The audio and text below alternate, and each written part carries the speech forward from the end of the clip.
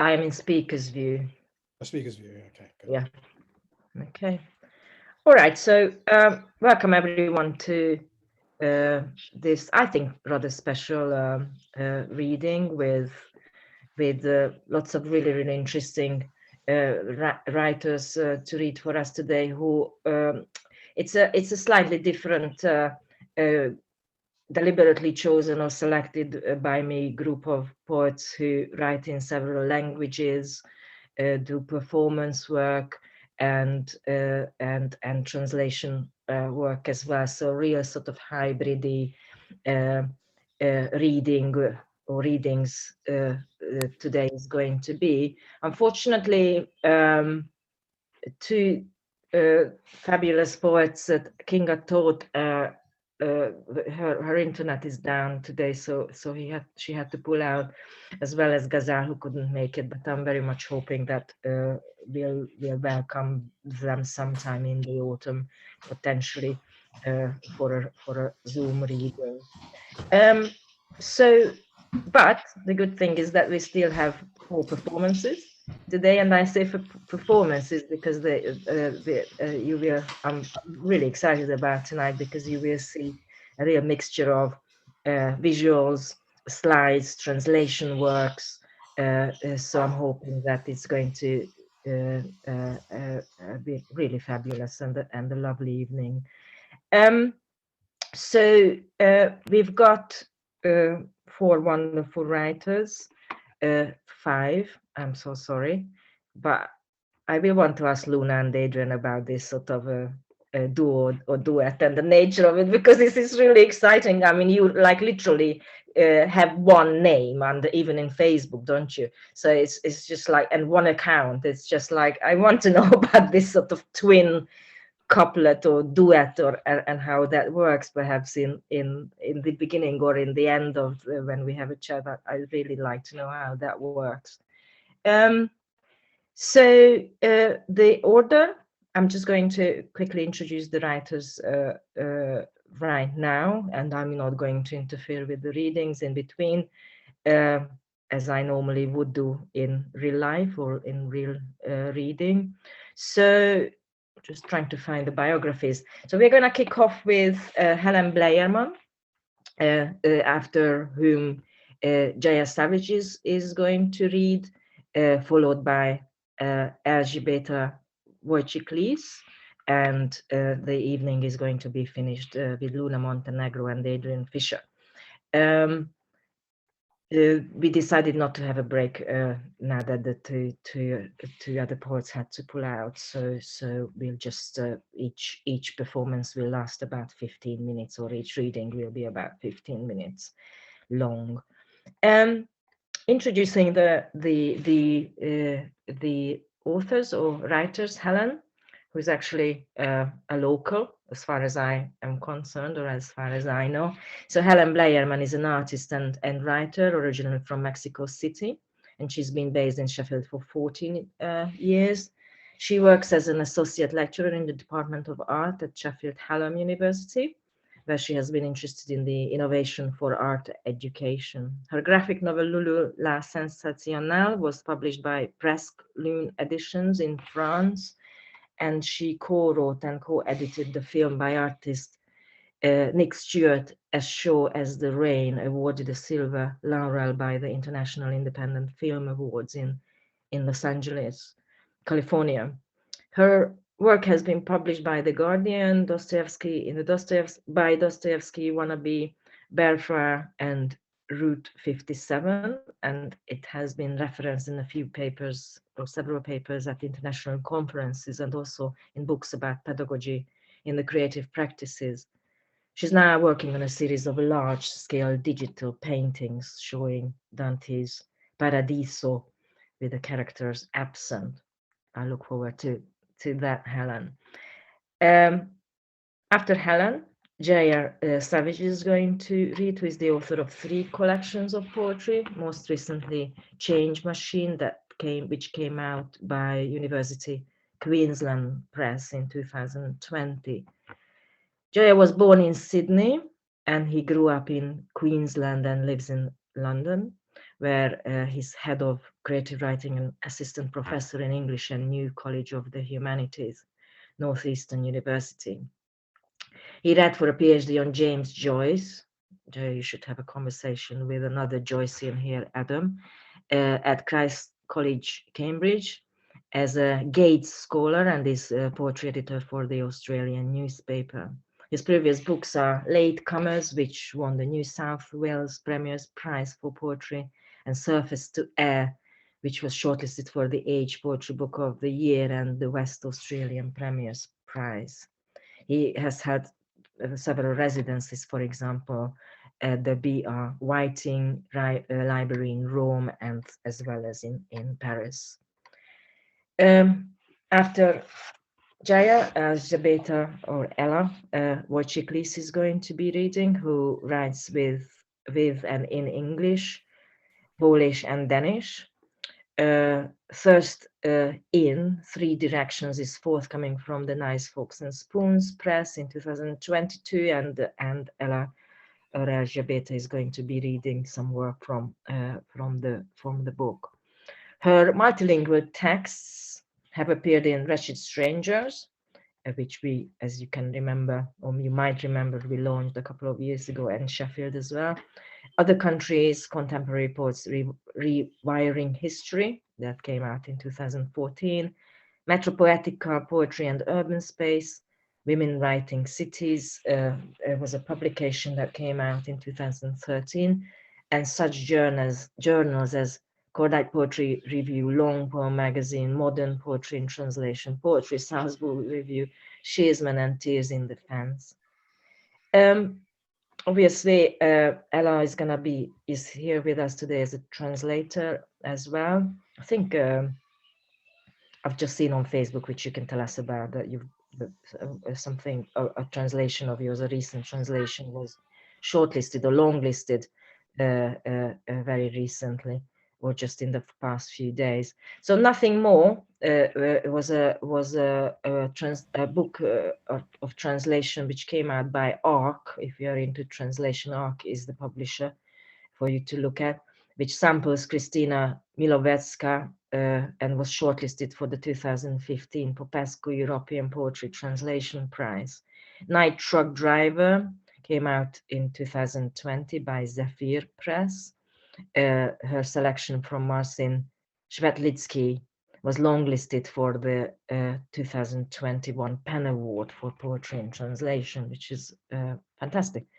Cognitive Poetic Readings in Elizabeth Bishop, Portrait of a Mind Thinking.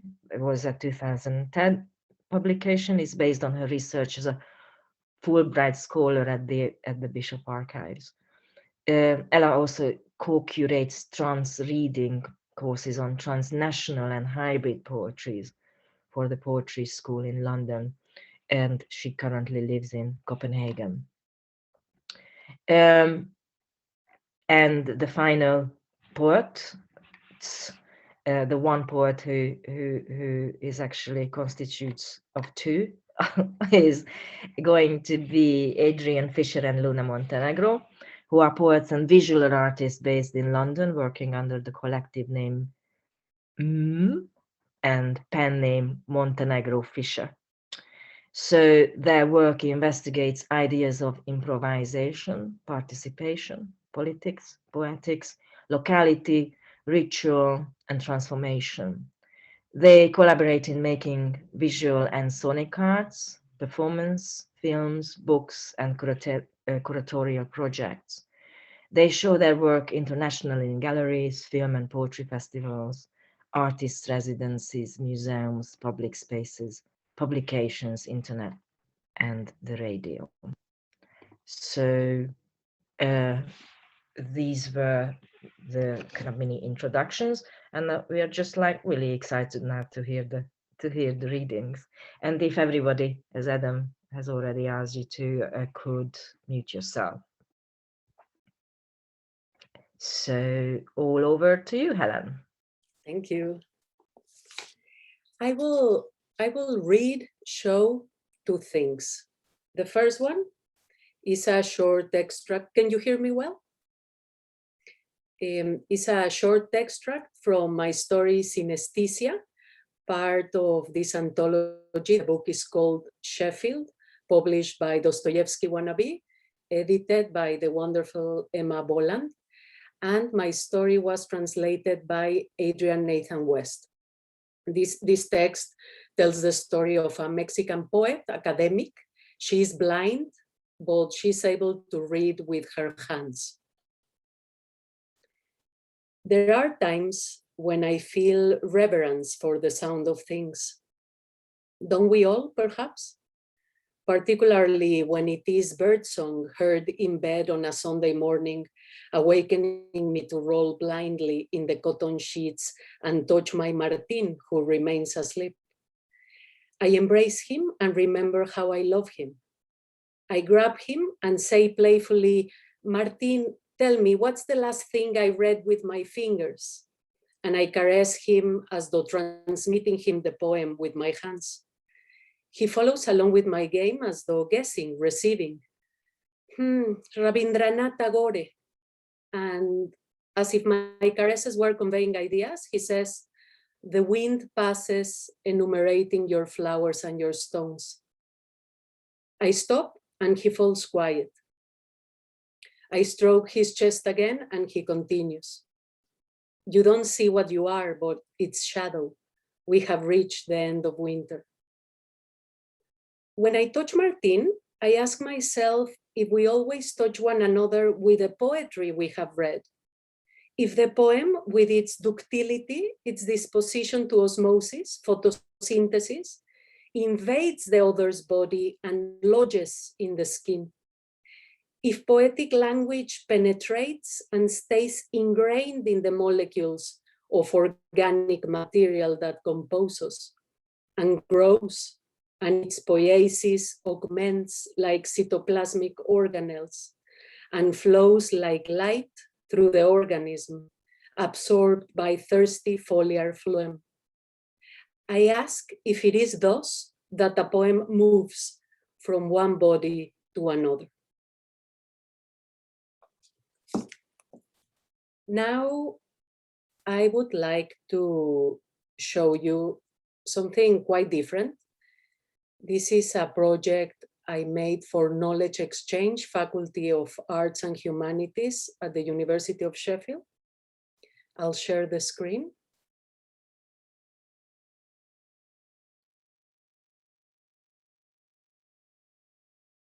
Can the beautiful be sad? Is beauty inseparable from the ephemeral and hence from mourning? Or else is the beautiful object the one that tirelessly returns following these destructions and worse, in order to bear witness that there is survival after death, that immortality is possible? This is from Black Sun, Depression and Melancholia, Julia Kristeva. Overhead shown the great star of the constellation of Lyra, destined to be the polar star from men who will live tens of thousands of years after we have ceased to be. From Memoirs of ADRIAN, Marguerite Yourcenar. This is an 8-minute video that explains the work.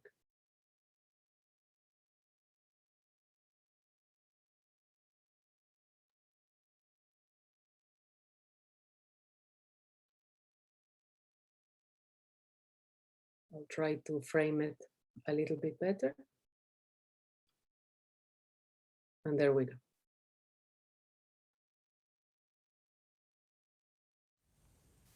At the beginning of lockdown, I found out about this stone.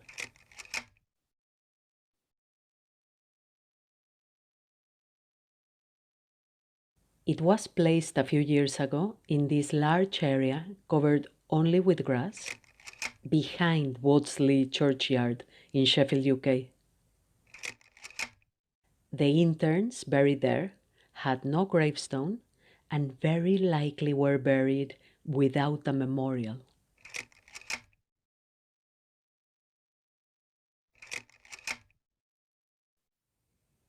The South Yorkshire Asylum, a 15-minute walk from the churchyard, admitted as well as mental health patients groups of pauper people who were no longer able to work in the workhouses. As an artist, I wanted to work with this place. When I was a teenager, my own mother was diagnosed with messianic paranoia. What a profound way to learn the meaning of the word messianic. I suppose that pushed me into adulthood. This was Mexico in the 80s, 90s. I believe no one in our community knew anything about mental health.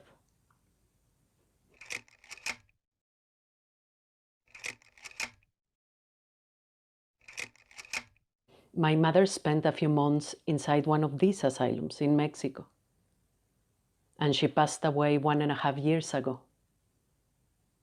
The family, Jewish, buried her the same day, so when I arrived in Mexico from the UK 3 days later, I couldn't see her body. It wasn't there.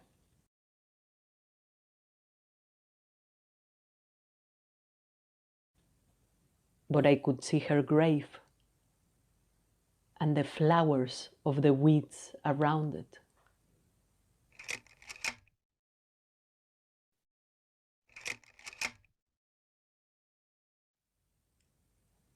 A lot has been said about art in Western and Eastern philosophies, and a lot has been said about beauty, about the sublime. In his book, What is Art?, Tolstoy says that it is not as simple as it seems that making art is making beauty. We know that since Dadaism and Surrealism and other avant-garde intellectual art movements. Still, as an artist, my questions cannot escape the problems of beauty and the sublime. So, in order to make work about this space and these pauper souls with no memorial and no stone, I needed to ask some questions. Because the artist is not a priest, so the role is not to redeem. The artist cannot promise an eternal life in the most glorious circles of heaven. So who am I in front of these people? Who am I as Mexican, as Jewish, as the daughter of a woman who ended up with schizophrenia, whose body I didn't see before she was buried? Day one, I began my work opening a botanical logbook and recording the flowers of the weeds I found in the space. I believed that the bodies buried there had slowly turned into the soil and then into the flowers and into the birds and insects that fed on them.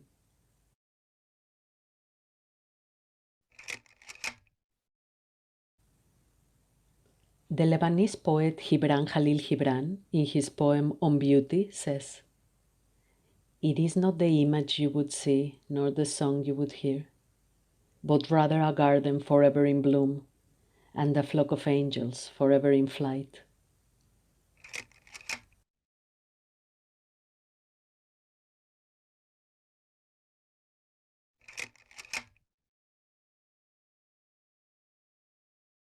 Where do we bury our mental pendings, our mental unresolved, our mental pauper souls, so to speak?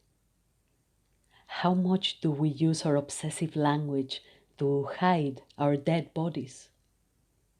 Does our mental unresolved deserve our awareness? Does it require our compassion? We can talk in terms of knowing.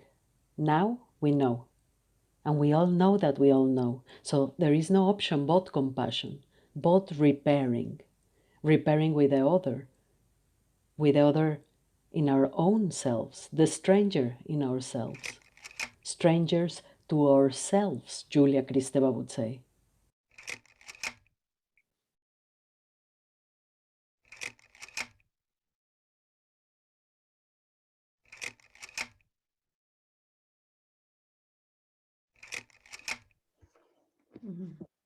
When the family told me that my mother died, I arrived in Mexico to the Shive, the 7 days after burial, where the family and friends pray for the soul of the departed to be elevated.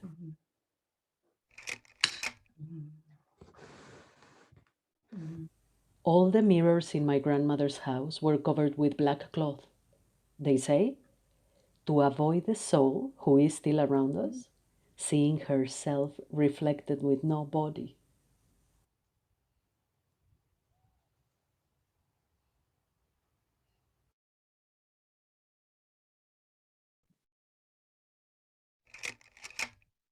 Every morning at 7 a.m., we were at the synagogue.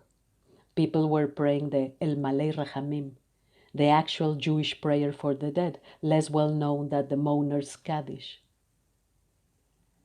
Al Molei Rachamim, Shochayim Bameromim, Chamsei Menucha Nechona al Kamfei, השכינה במעלות קדושים ותחורים, כזוהר הרקיע מסחירים.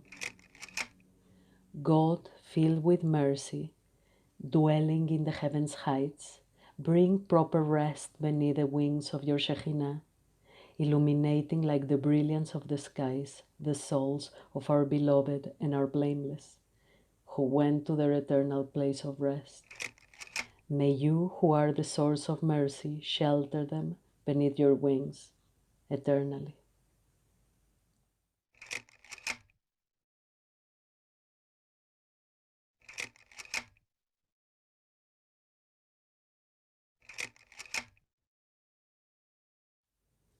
And with my mother as well, I believed that her body will slowly turn into the soil and then into the flowers of the weeds and into the birds and insects that will feed on her.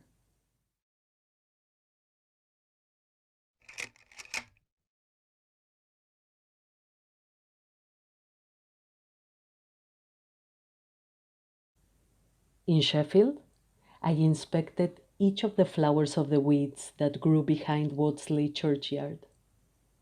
I walked into my artist studio and closed the door. I made 8 large-scale drawings that depict what I believe to be the visual theory of each of the flowers' eternal soul.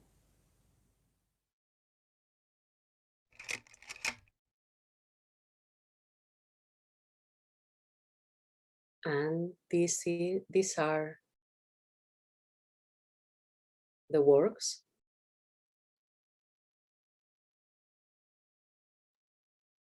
Eight digital large scale drawings that depict what I believe to be the visual theory of each one of the weeds. Caminerium agustifolium, rose bay willow herb. Taraxacum officinale, dandelion. Convolvulus, bindweed.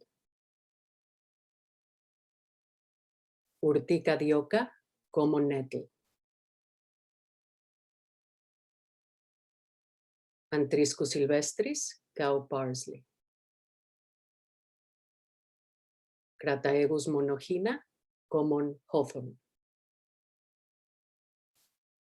Trifolium repens, white clover. Dipsacum fulonum, common thistle.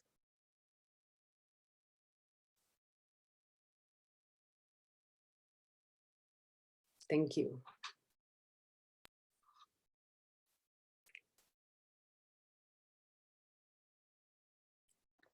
Thank you, Helen. That was absolutely wonderful. I thoroughly have enjoyed it. Really. Thank you so much. Anyway, over to you, Jaya. Thanks, Aggie. And thank you, Helen. That was extremely moving, and those images, that artwork is absolutely stunning. I really enjoyed that. And in fact, so today, hi, I'm originally from Australia. I've been living in the UK for about 10 years, or a little bit longer than that, actually. And I'm going to be reading from my new collection, which is called Change Machine, which is published in Australia. And it might be being published here, we'll see. But I actually just changed my mind about what I'm going to start with because of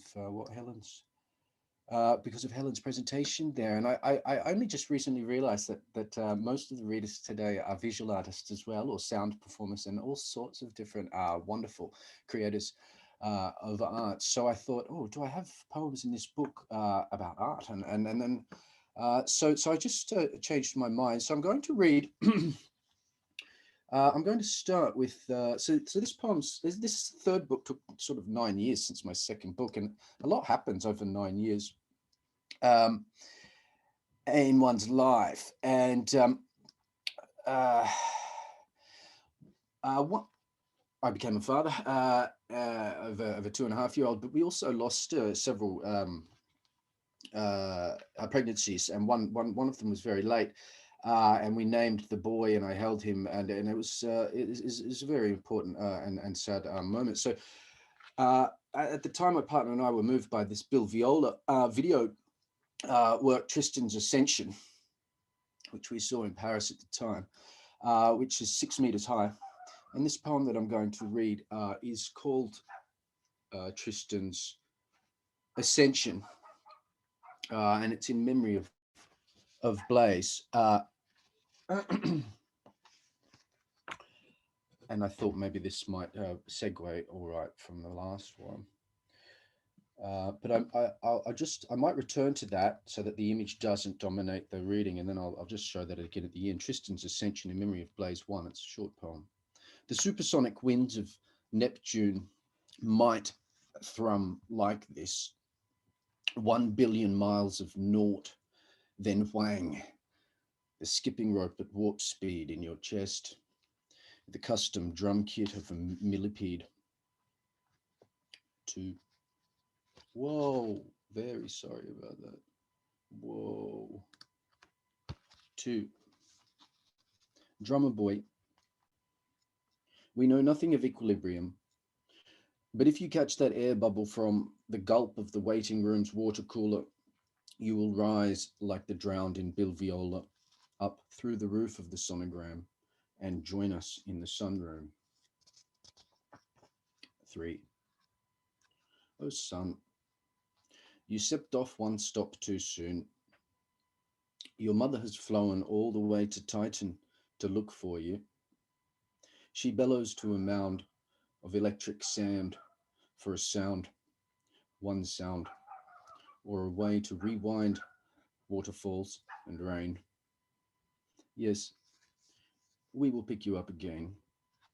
It's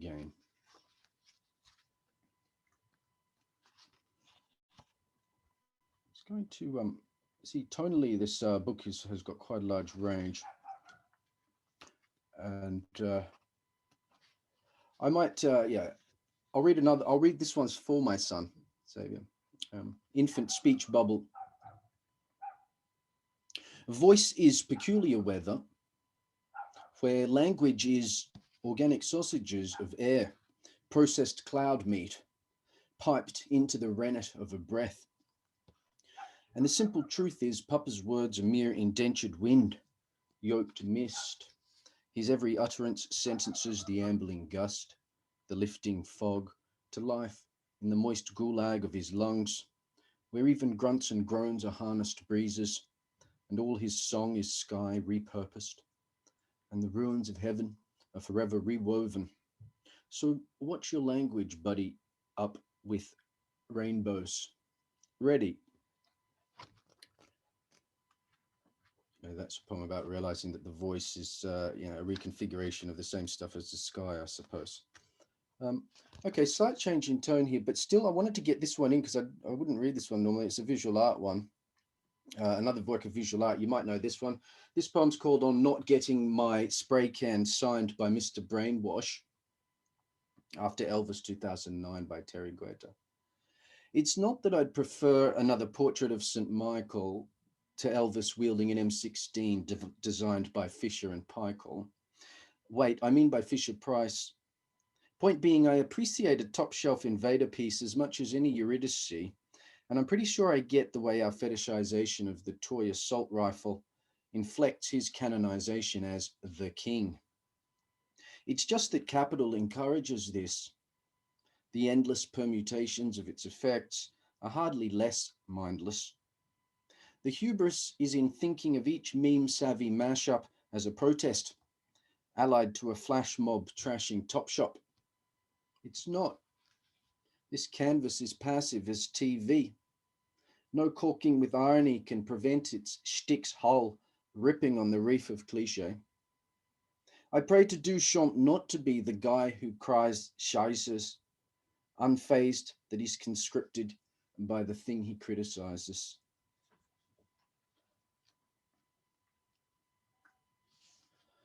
Okay, maybe a couple of poems sort of about Australia. Set in Australia, and change the image back. Maybe actually to an Australian image there. Okay, that's where I grew up. Set in Australia, Ladybugs, a bit of a darker poem. Your sister etches rain into her skin. She calibrates the weight of every nick and then experiments with aquatint to keep her precious hyphens out of sight. A paperclip can be a javelin. The scissors beckon her with open arms. Yet mostly she prefers the safety pin she keeps beside the ironed uniforms. She coaxes ladybugs into the light from some dark garden thriving in her vein, as though she were cajoling razor clams the way her aunties taught her at Yeppoon. They hatch like fire opals from a vault. They drip like crimson sequins from a gown. You know there is a language in the welt that lifts a pinkish lip to greet each cut, though nobody can read the cuneiform she chisels in the tablet of her pelt. The primitive calligraphy won't scan. But if you had to parse the hailstorm, you'd say it was her prep for an exam on how to use her skin to hoard the rain and navigate a blazing hinterland without a map, a mother, or a phone.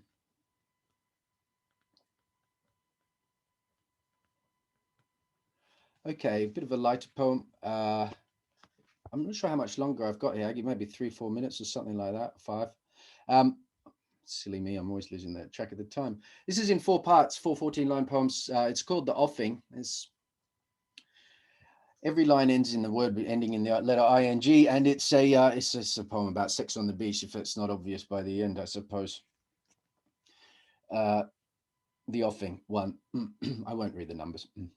On the bluff, by the lookout, off the path, in the scrub, no one is coming but us. And through the coin-operated binoculars, it is clear we are going for it. In the surf, on a weekday, beyond the flags, we are creating a little churn within the great one. And we are there again at night, conducting a languid choir of glowing phytoplankton. And we're ducking behind the wreck further up, where the angel fish are flashing in and out of the rust, and the moon wrasse knows you while egg hunting. And we're puffing like seal pups against the mica proscenium, edging toward the place where the cowrie ship shell's lip lies glistening, and the cucumbers are inching, and one is bashfully squirting. And we're fumbling about the fire starters, the newspaper, the kindling, because we didn't quite make it to the caravan's awning. And we're tangled in snake vine, its bonsai persimmon de-hissing. And we're stirring in the dunes, nude as beach beans amid the gawping mauve throats of the morning glory, ribboned with the crepe of their seed pod pith crisping. And we needn't be home by evening, for the egret has folded the washing, and the shovel nose doesn't mind ironing, and the rock oyster's done the recycling. No, we needn't come home at evening, for the cormorant's happily monitoring the little ones, and the coral is hinting it will soon be finished its photocopying. So we're at it again, on elbows, knees, pawing and scooping, shoveling practically everything into the bucket. Handfuls of hairy cockles, sloping horse muscles, and a thing that could have been a gold-mouthed periwinkle. And we're singing while connecting the hose, and we're dancing while turning the tap on, and we're praising while rinsing all kinds of Venus clam, pleated, sculpted, swollen, conceiving a bracelet for an imminent beach christening. And the veteran lifeguard is averting her peregrine eyes, She just keeps scanning the rip and triple checking the shark netting, smirking. For nothing on earth is distracting, not even the spurned cry of the lapwing. No, nothing we hear is off-putting, not even the totalitarian yawn of the Boeing. And nothing that lurks is disturbing, not even the bung note of the wobby gong. When the shoaling wave of our toes begins curling, and the fetch at the pinch where it gathers is surging, and the tent of the shore break is cresting, and the firmament blurs with the ceiling. Cocooned in our loose weave of salt, you'd think we were shimmying seahorse spawn, but zoom in and see. We are scrubbing each other like pumice, resolving the dilemma of skin, shirring a sleeve of sea, sounding the offing. It's about the most uplifting poem in the book, I think, almost. A couple of short ones to end with, I think.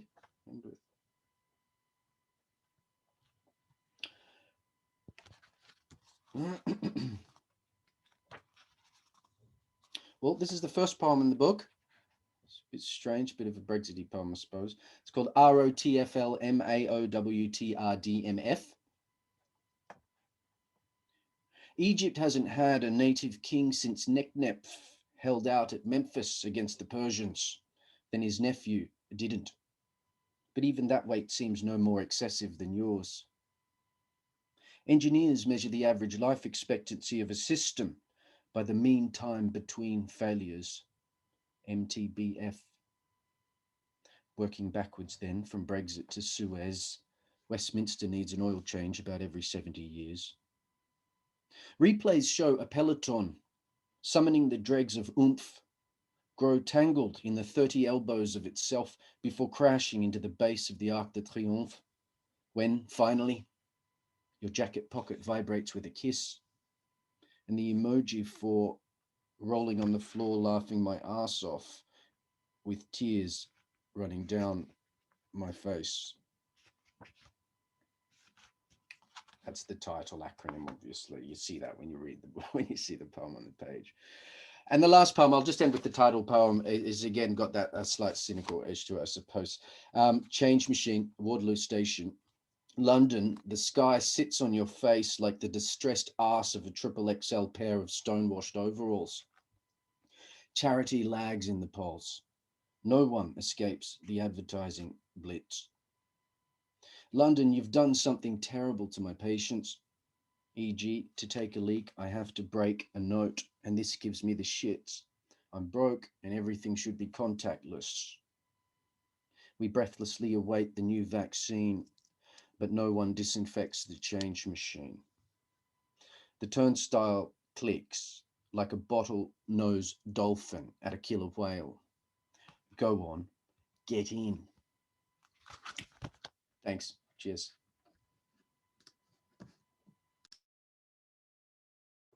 Thank you so much. Yeah, that was absolutely fascinating as well.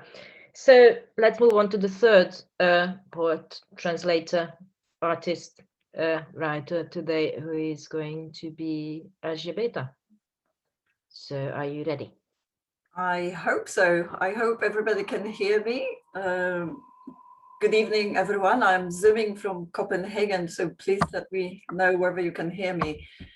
I wanted to say thank you to Aggie for inviting me to read tonight, and I wanted to say thank you to my co-readers. I'm delighted to be here, and I thought that tonight what I would like to do is to take advantage of the visual aspect of Zoom. I'm going to share my screen and keep my fingers crossed that you can see already the images that I have chosen for you. And that's because I'm inviting you by means of those images to my neighborhood, which is Charlottenlund in, well, the north of Copenhagen, so in Copenhagen in Denmark. And I'm using this psychogeography also to hint at a particular person, the poet whom most of you here might know in English. Some of you probably might know her in Hungarian, but I wonder whether you know Ágnes Lehóczky or Ágnes Lehóczky in Polish. And I thought that it would be a good idea to start with a taster of Polish. So I'm going to read this particular poem in Polish, but only a snippet of it. Balaton 1, gliniany dzban. Żeby pisać o miejscu, musisz zbierać jego popioły do dzbanu z gliny albo do jakiegoś wydrążonego naczynia. Kiedy będzie pełne, musisz je przechylić lub upuścić, jakby przez przypadek wyślizgnęło ci się z rąk. Wszystko naraz. And I wanted to start with the passage from this particular poem because the first line, the original English line that reads, "To write about a place, you need to gather its ashes," is actually a poem that, of the opening, that has become the title of the poem that at the moment opens my poetry book, Thirst in Three Directions. And I'm going to read from that book in the second half tonight.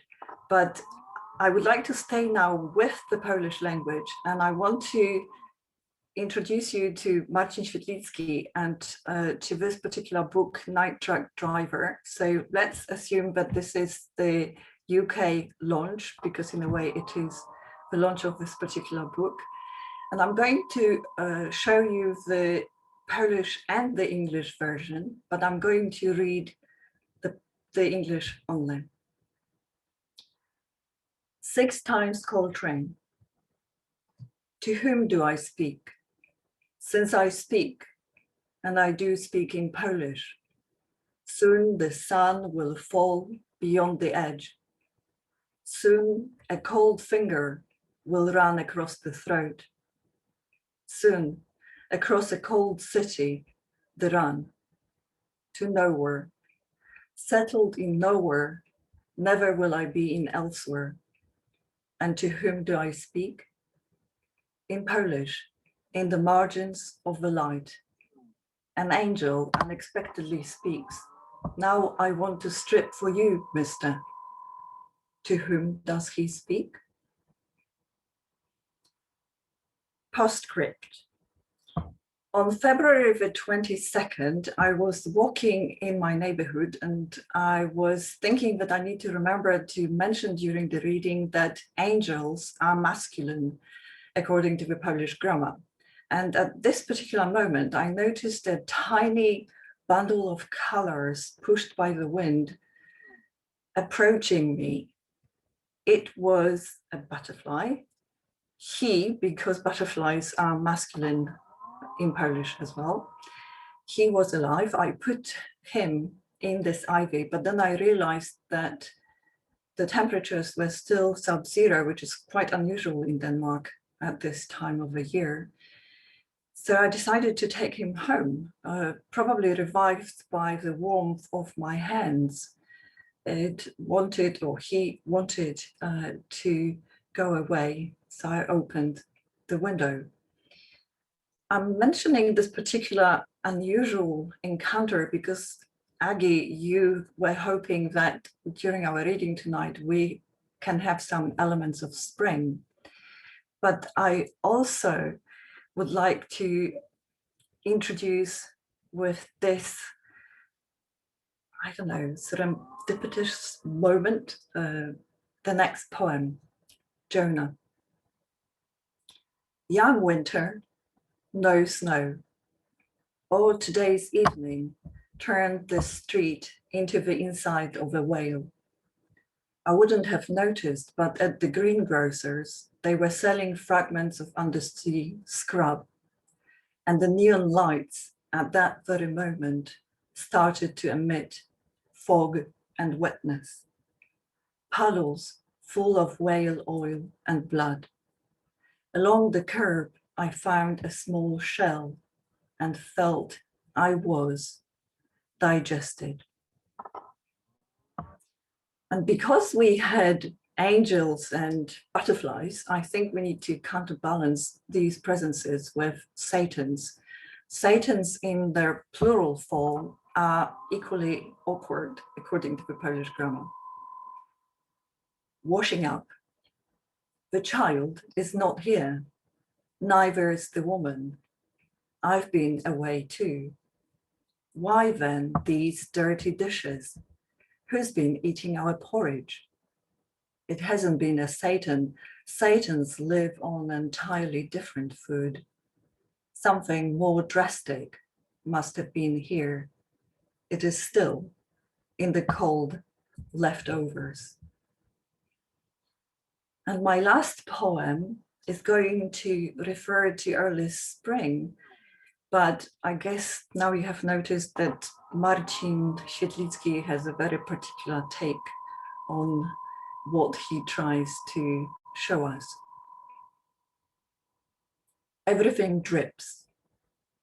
Don't come to my dreams, don't. In one dream, drown for good and don't show up in any other. You mess around in my chaos so that I must, on waking up, swear silently to drive you away. Into my past, strangers have moved. I don't even know who. They lie next to you on the sofa, skillfully, honestly.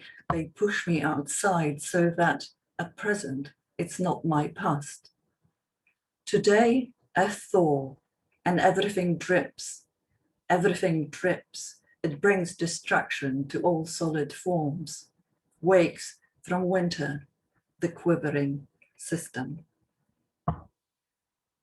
I do hope that you're going to seek out Marcin Świetlicki's poetry. And now what I would like to do is I would like to move to another language. In 2009, I moved to Denmark and I was trying to figure out how to settle in the Danish language. So I started playing linguistic games. I was looking for homonyms across all three languages if I could find them. And I was looking for false friends. And these games started seeping into my texts. I want to read this poem, and its title is borrowed from Rachel Blau du Plessis and her essay on deixis. My tomorrow is not your tomorrow. Look through the porthole in my sleep, and in my sen, count in Polish 1, no, 2, no, 3 seals stamped on the stenciled crests. Askew and mute, the mammals bob into your gaze. This sly accretion of sight, when the triple grammar of dream inflects sen to snu, the possessive in my first tongue, the case of owning the seals and owning up to whose morning I wake in. In Danish, I can only retrace this sort of slow apparition with black pigment ink to retain the finest tremor of fins and retinas, fade resistant and acid free. A few years later, I was asked by the Australian Cordite Poetry Review to contribute to their multilingual issue. And because that happened after the launch of the Polish issue of Modern Poetry in Translation, where I witnessed a rather peculiar, amusing use of the English word lovely, I decided to include it in this poem. And I'm reading this poem thinking warmly about Maria Jastrzębska, Sasha Dugdale, and Wojciech Bonowicz. Everything in this garden is lovely. Would that mean formal and symmetrical? Bilingualism is hardly symmetrical.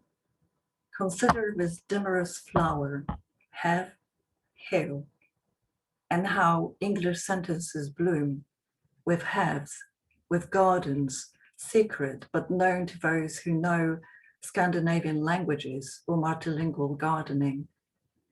Attend to all the floral rules of have, essential and non-essential, cut in half its semantic pistol. How many carpals fused? You gather such word parts to hold them in your hand, that is, by definition, have. Now you possess your own handy garden, all predicated not of you, the possessor, but of the thing possessed, that is to you a garden. You stand in that dative, sheltered, in the shadow of your property pollen dated to Old Norse. Enclosed in Garther, you hold Have. Turn it the English way, own.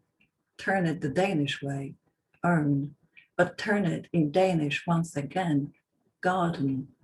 Hardly symmetrical, this turn of phrase or vagrant wording.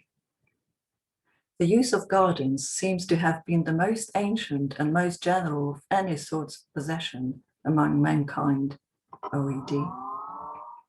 You claim your garth by fingering the soil of your sentences, by planting halves, and every hair unfurls to petaled. In winter 2013, this brilliant exhibition, Arctis, introduced me to Pia Ake, the Greenlandic Danish visual artist.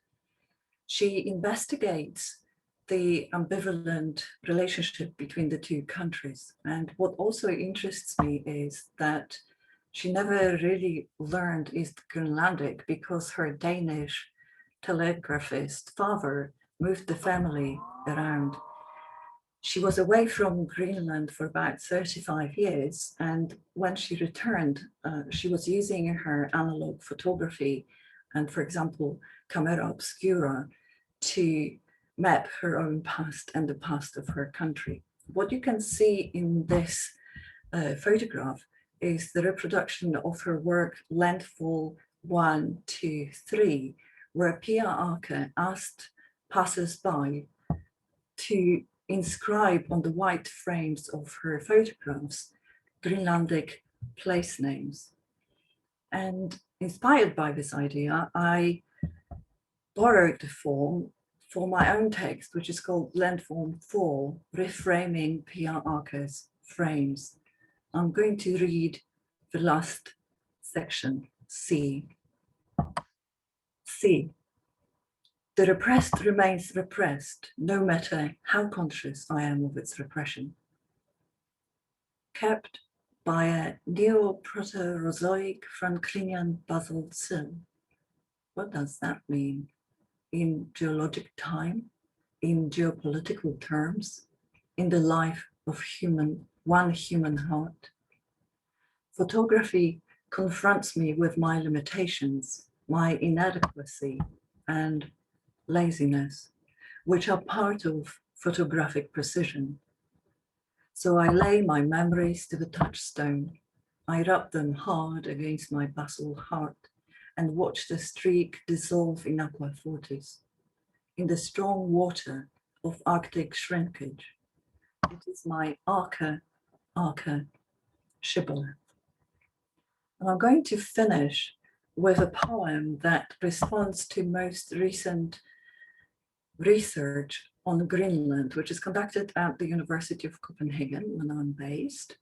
And I need to explain here that in Denmark, there are no creative writing programs and there are no writers in residence. So we could probably say that I have self-appointed myself. But because of those poems, I was, for example, very happy to talk to Clara Gunnarsson from Soil Fertility Research Group about glacial rock flower. And I think some of you might remember the Crank's recipe book. So I have borrowed this layout and some of the wording from the book for this poem. Greenlandic bread for the tropics. This recipe is not particularly easy to follow, and practice may be necessary to achieve a good result. However, it is worthwhile to persevere. Glacier, speeding its slow glide to open seas. Greenlandic rock flour, finely ground, vast quantities. Infertile tropical soil in proportion. Super scavenger plant, white lupin or clover, nitrogen, preferably animal urine.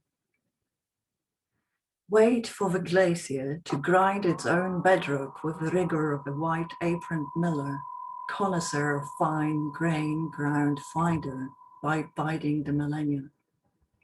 Scoop the milled rock silting up Greenland's bays and let it dry. Gently tip the glacial flour into paper sacks. Avoid sending puffs of grey into the air. Ship this wholesome cargo to the barrenness of Brazil. Sieve the loose particles, all the powdered potassium and magnesium, onto the baking tin of a tropical field. Though depleted, its soil is not just soil, but dead organic matter, bacteria, fungi, roots, remembering rain and more rain, runneling nutrients away. Plant white lupins to fold the hint of ice into the grey layered dough. Leave in warm place until the roots double in size to claim more ground underground, where phosphorus and nitrogen are rare. The roots will ooze organic acids to dissolve the nutrients, those dormant in the tropical soil and those long stored in the icehouse of Greenland. To speed the growth of corn in your glacier flower field, add cow urine. This extra nitrogen will help to raise future stalks, leaves, husks, multiple fruits of the cobs, their 600 yellow kernels multiplied. Because I started with images of bodies of water and coastline, I wanted to finish with that satellite image of East Greenland. And you can see at the bottom here, Scoresbysund and Scoresbysund Fjord, which is the largest fjord system in the world. And I have been writing now about it. And I have a sequence of poems which is coming out in Long Poem magazine. But this is, I guess, something that I'm going to save for another reading. Thank you, everyone. Thank you, Ella. That was absolutely fantastic, really. I was just thinking, you must know Harriet, who's here tonight. Yes, I happen to know Harriet. I was thinking of Harriet because she has just launched her own book, and it's lovely to hear that today there's so much about environmental, issues and plants and rocks and weather and all that. So I was thinking of Harriet. I'm sorry for embarrassing you and calling up on you just like that. And I was also suddenly remembering, Ella, that it's a private conversation now suddenly, that we've actually written a poem together a few years ago. Do you remember that? Yes, and I do remember that. And it was also about bodies of water and swimming pools, right? That's right. That's why I started with those images too, and it was also published in Long Poem magazine. Yeah, and then you invited us to Poland as well with Wretched Strangers, I remember. So that was fabulous. It's all suddenly coming back, floods of memories. And thank you for the beautiful surprise. Really touching. Thank you, and I hope there was enough spring in those poems. Absolutely. So talking about Wretched Strangers, we've got two more Wretched Strangers left, Luna and Adrian, who I believe you were also in the anthology. This is how, I mean, not trying to promote the book again, but this is how I've really had the opportunity to meet all these really quirky, multilingual multilingual writers. So here we go, all yours. Thank you. Thank you, Aggie, for inviting us, and thank you everyone for listening. That's lovely.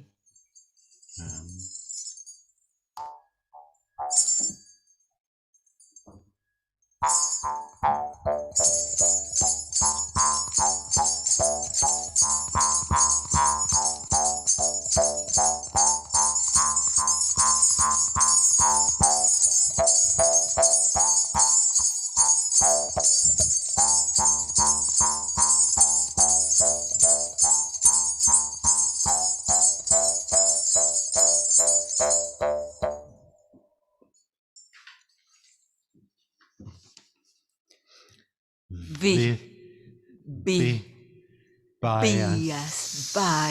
Vibe. Vibe. Vibration. Vibration. B. Bio. Biosphere.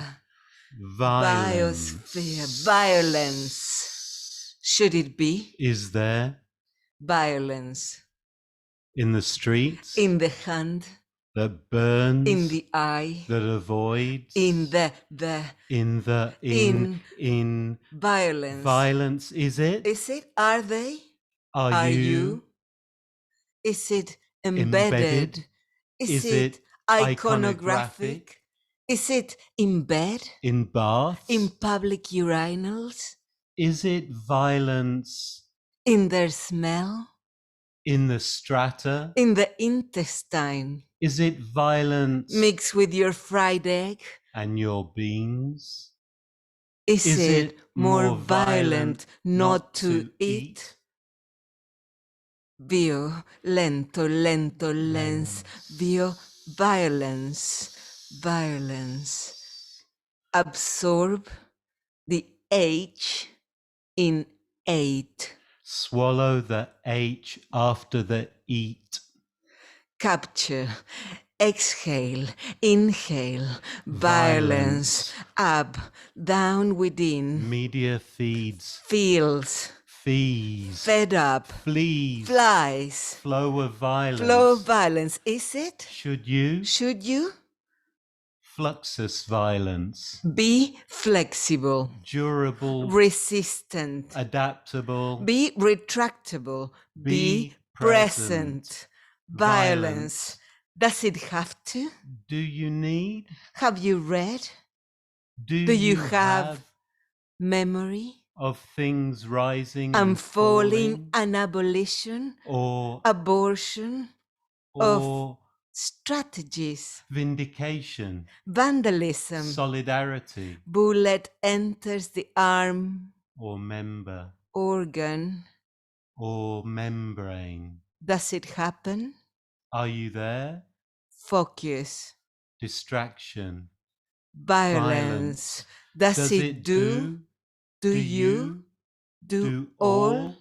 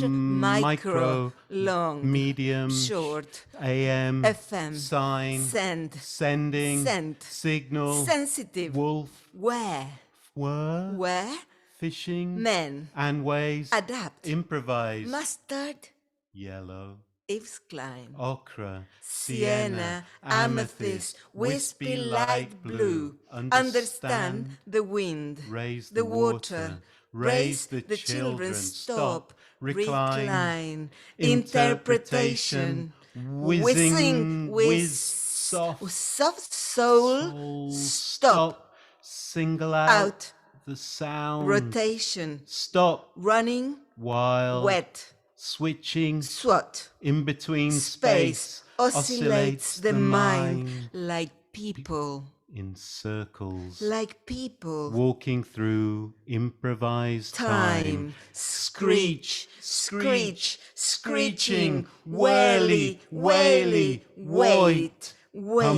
pumping up, pim, pum, pum, pop, pim, pum, pop, pop, slop, slop, subwoofer. subwoofer.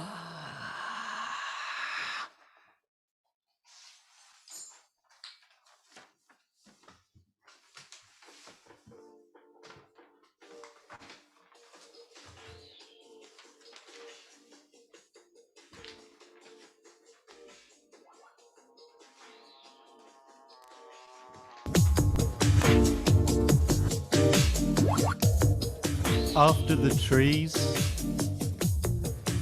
Shave oblivion. Cradle stars, cuddle comets, crack maths, forge vowels, swallow sibilances. New blank document, memory to horizon. Unfold the tablecloth, account with the knots. Sacred herbs include tobacco, uses for useless objects, political into the pie, fast forward, rewind. Lots of kids were smoking weed in a field, a firecracker, the next deal, next hill. Feel ill like a snail under neon, a lost bat battling clusters of broken things. Ear to ground, eye to sky, nose to garlic, armpit to galaxy. Brain, brain, brain, glassless fucked brain, gravy, pudding, peas, please, please, please, please stop this shit. What's inside you? Falling things like this song, constructing and expanding, reenacting the flesh, solstice of the lung, equinox of the liver, between the vein, oak and ideas, timeless sweat, spatial saliva.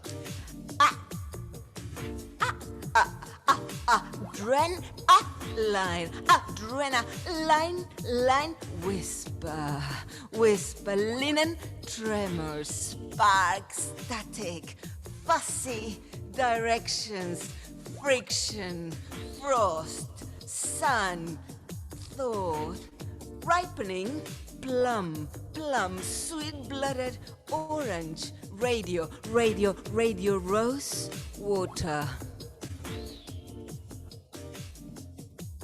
Landless desire, sealess possibility, staircase after staircase, small pockets of architecture, digital slime.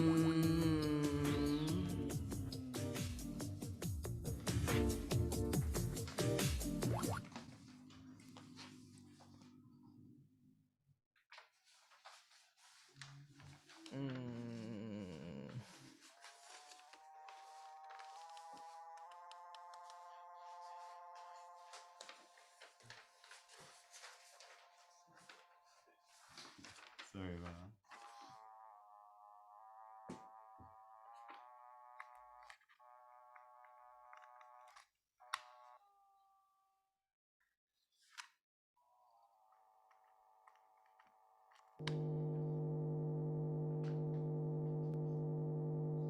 The inner ear, the inner ear, the inner ear stays, the inner ear, the inner ear stays, the inner ear, the inner ear stays. At your stays birthplace. at your birthplace. The inner ear stays at your birthplace. The points, the stimulate. the stimulate,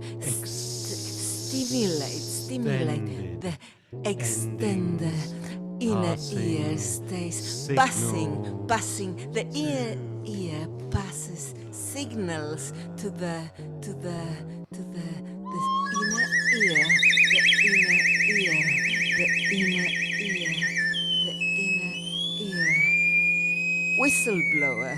Whistleblower, the bird caller, the demonstrator, the activist, the whistleblower, the bird caller, the demonstrator, the activist, the whistleblower, the bird caller, the demonstrator, the activist. Come together, come together, come together, come together, come together. Come together, come together, come together, come together, come together, come together, come together, come together, come together, come together. The whistleblower, the bird caller, the demonstrator, the activist, come together. come together, come together, come together, come together, come together, come together.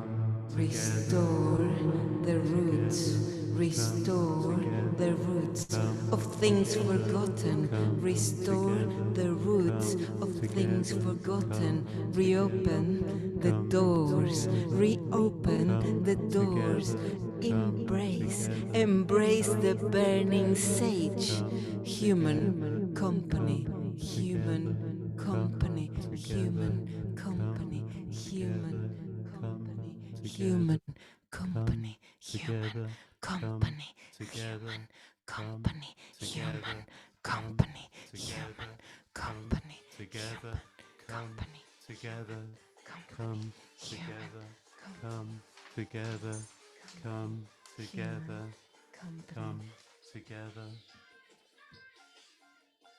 the poem, the poem, the poem and the archive, the poem and the collector, the poem, the archive, the collector, the archive, the poem, the nifty systemic illusion, the poem, the archive, the collector, the poem, the edition, the conservation, the conversation, the conservation, the conservation, the edition, the poem, the pros and cons, the pros and cons, object of contract, collusion of meaning, congestion of task, clauses and pauses, planes of innocence amongst A's and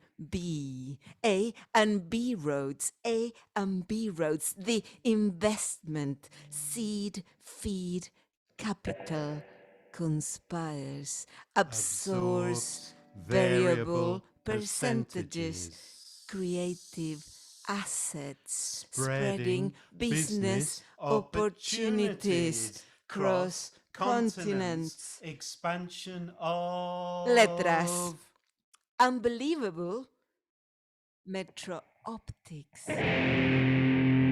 sub-base, base, far out of meaning, extra present touchy-feely engines, aerodynamic sensation from catalogs,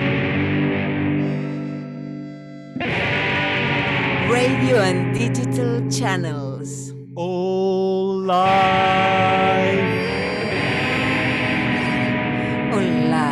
alive, pixel beating waves, all jingling, almost radical,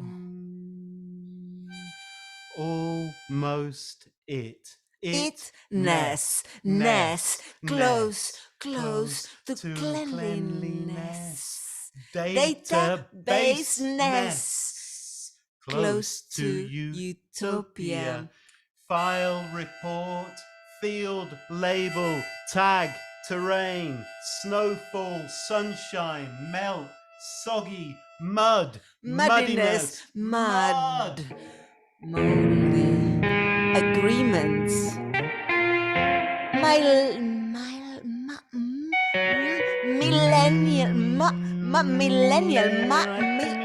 millennial carbon activities, cracking, mineral and carbon weather tracing, tracking weather tracking or trekking, falling monuments, falling stanza, falling sounds. The poem is It's on the screen, but it fades away. just poem, below the the poem, microphones, The poem is on the hard drive, just below the mouse. webcam The poem angle, is on the mouse. just below The poem is on the altogether, page. just The below poem is on the your code, mouth. and just in above Anna's the mouth chat, and in Maria's just below mouth. the poem hierarchy, is in Chianin's just under mouth. the The poem pen, is in in Satya's or mouth past, and just mine. there, The poem undressed, is falling on the from your page. The tongues, poem is in the vibrating, virtual growing echo. from Just waves there. The to poem the is ear just there. and close Just below to the skin, microphone. to the Just tiny below hairs the blowing webcam in the angle. The storm, poem is just settling below on the plastic all together. keyboards, The poem is undulating just with below the fingertip chord. The precision, code. The poem is percussion, just above. space, It's just above your chat bar, box. The poem return, is just below the space, hierarchy. It's bar, just under the return, pen. Under the space, pen with pin or bar, pass or return, whatever. The space, poem is bar, just there. return, Just space, there, bar, return, undressed. The space, poem bar, is return, falling from space, your bar, tongue. return, The space, poem bar, is return, vibrating. space, The bar, poem is return, growing space, from bar, waves to return, the ear. sparse, The sparse, poem is spin, bar, closer, return. closer to the skin, to the tiny hairs blowing. The poem is in the storm, is settling on plastic keyboards, is undulating with fingertip precision, percussion, space bar, space bar, space bar, return, return, return, return, return, return. Thank you. Thank you.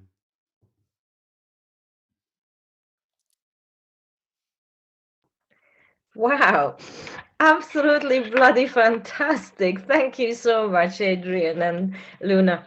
Thank you, Perhaps, everyone. It was really lovely. It was really oh, good. it was absolutely amazing. Again, I thoroughly enjoyed it. Every single second of it. It made my evening. So I was just wondering how, so when have you started working together, and just if you wanted to kind of tell us a little bit more about this collab, which is now more just than collaboration, isn't it? Well, we started working together 21 years ago. Oh, wow. Okay. I can't believe it. Wow. And we decided to form this collective called So it's actually only 5 M's, but you can say it in whatever way. And yeah, we met in Chile. I'm from Chile. And Adrian was there. What were you doing? I was invited to do a performance at the Contemporary Art Museum, which was the first encounter of Indigenous peoples. And I don't know why I was there, but anyway, I was there. But then, like, with ideas of ritual, basically. Yeah, ideas of ritual. There was shaman from Easter Island, from Rapa Nui, and all sorts of people. And then we met there anyway. Yeah. We were very lucky because we met among many shamans, and that was really lovely. And wow, amazing. Yeah, that was So lovely. how do you write? Do you write together or in separate rooms, or how does this work? We always write in the same room. We always write in the same room at the same time, and sometimes just little bits together. Then we edit it together. But we write as we a rotate. So we both have a book. We write a few lines, then we pass the books to each other and keep writing and keep filling up books and the editing. I mean, this idea also came from, like, in a visual way as well, of making the collective body and how the collective body could be. So we thought, well, let's try and make a collective body of writing, and let's see how we explore that, really. It's lovely, and it is working. And I guess writing is perhaps a bit less of a solitary activity as well, isn't it? Like for most of us, it's pretty melancholic and depressing writing on your own, but it's a lot more fun as well. Well, we can really? write all together sometime. Yeah, I mean, Yeah, I'd Anyway, love that. we are super open. We always love the idea of like collaborating. We have a small kitchen here in Brixton where you're all invited whenever Oh, it's possible. definitely up for it. But we love the Brilliant. idea of like spending time with different people and friends and artists and poets and musicians, and the idea of like I don't know, we don't like the idea of the authorship and it's your Yeah, text and a sing. So we quite like the idea of collaborating. So we have these yeah, kitchen sessions. So yeah, anybody that is in here, just send us a shout and come for a drink and a meal in Brixton. definitely. Once we can, I will be the first guest in your kitchen. Thank you so much, honestly. Thank you. thank Thank you, and everyone. to the Yes, other thank you. poets as well. Performance. Yeah. And also thank you to Helen Blejerman, Ella WÓJCIK-LEES, and JAYA SAVIGE as well. Absolutely beautiful evening I've had anyway. Just before we go, and we might just stick around for another 5-10 minutes if people want to have a chat with the writers. But before we go, so we're continuing with the Santa's series. But you will be glad to know that I'm gonna sort of retreat for the next 2 events, and Adam Piette is going to run the next 2 readings, and I'm just trying to find the poster. So the one that is in the calendar and on the poster, Santa's poster, is meant to be on the 22nd of April, which is going to be a black box reading with the Santa, and it will feature innovative poetry from Wales, including Lyndon Davis, for example, Nerys Williams, John Goodbye, and Rhea Seton Phillips.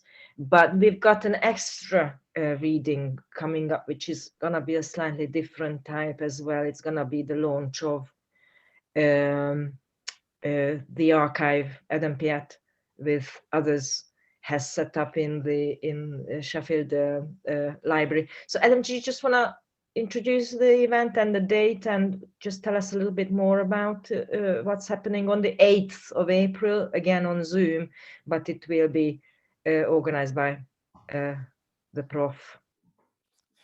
Yeah, the Roy Fisher's archive came to Sheffield, thanks in large part to Peter Robinson, who's literary executor, who with Suki Fisher worked with Amanda Bernstein in special collections and brought this amazing archive over. So we're sort of launching that archive next year, but we've already started with a kind of small newsletter.